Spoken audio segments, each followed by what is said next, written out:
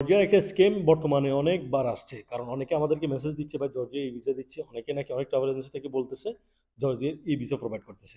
আসলে বাংলাদেশি পাসপোর্টের জন্য জর্জিয়ার হচ্ছে স্টিকার ভিসা, কিন্তু সৌদি আরবের রেসিডেন্ট কার্ড থাকার কারণে আমাদেরকে জর্জিয়াতে অনারেবল হিসেবে আমরা এন্টার করতে পারি।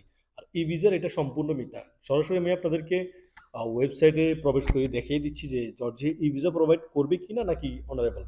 সরাসরি গভর্নমেন্টের ওয়েবসাইট থেকে আমি আপনাদেরকে দেখিয়ে দিই। তো গাইস, এটা হচ্ছে গভর্নমেন্টের ওয়েবসাইট। তো ন্যাশনালিটি হচ্ছে বাংলাদেশ। বাংলাদেশি পাসপোর্ট যাদের আছে তাদের জন্য ordinary travel documents, tourism purpose এবং কি রেসিডেন্ট কার্ড, কথায় যাদের ইকামা আছে তাদের জন্য সৌদি আরবিয়া। তো আমরা এখানে আগে থেকে রেডি করে রাখছি সব কিছু। দেখেন, এটা হচ্ছে ডাইরেক্ট গভর্নমেন্টের ওয়েবসাইটেই শো করছে সব কিছু। যাদের পারমিট আছে তাদের জন্য 90 দিন থেকে 180 দিন পর্যন্ত অনারেবল। ঠিক আছে? You can enter Georgia without a visa.